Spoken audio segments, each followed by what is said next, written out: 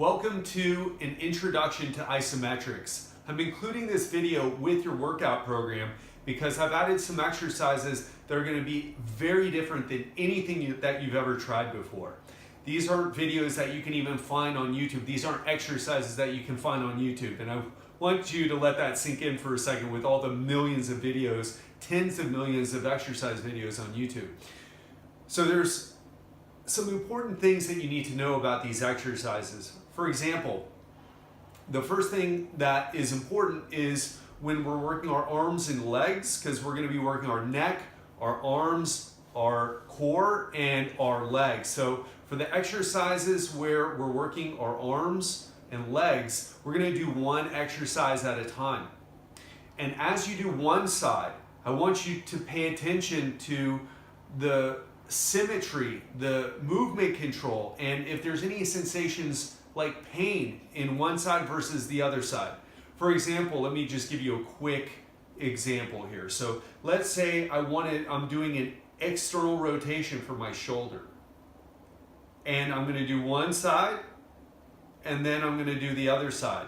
So when I do each side, I'm going to pay attention. Okay, was I able to go as far on both sides? Are both sides equal, or is there a difference in the range of motion that I'm able to achieve from one side to the other? Because you want to make a mental note of that. The second thing is, how is the movement quality? In other words, am I smooth and controlled, or is it choppy? Now, if you have an injury on one side, like I do, I have more injuries on my left side than my right. The movement quality on my left is a little bit, well, it's a little choppier. It's not as smooth as my right. Those are the type of things that you want to pay attention to. And of course, you want to pay attention to if you have pain. So if I move into external rotation and I have pain, or if I move into shoulder flexion and I have pain, whatever exercise I have you do, I want you to make a mental note of that. I also want you to let that side dictate, or I should say it like this. I want you to start with that painful side, or that restricted side, or that choppy movement side, the side that you have the least control on. I want you to start on that side first and then do the other side.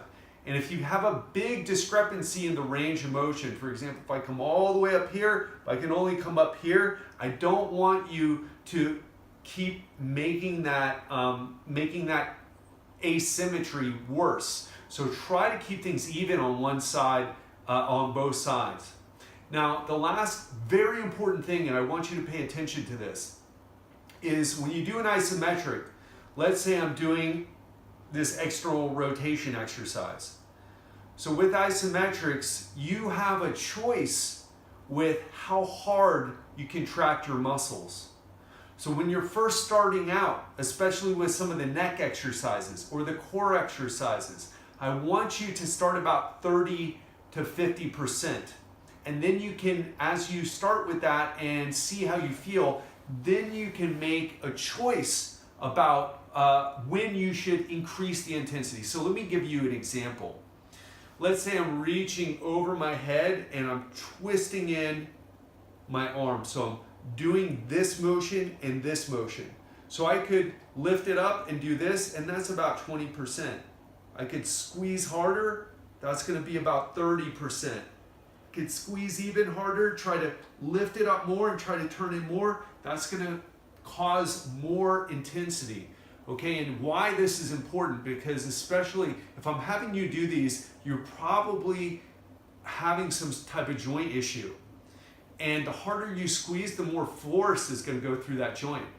So for example, if I have you do a neck exercise where you're maybe doing a side bend and you're supposed to be contracting this side, and you're like, ow, this hurts my neck. Well, don't do that. What I want you to do is do the exercise 30%. Oh, I can get away with that. But if I'm cranking over at 100%, it can hurt you. If you're going all out right away, it can hurt you.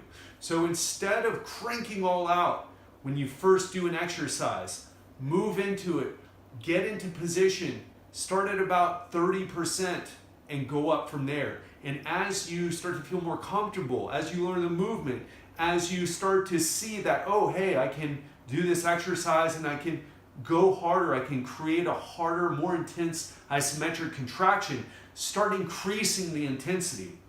But again, this is very important because you're in control here.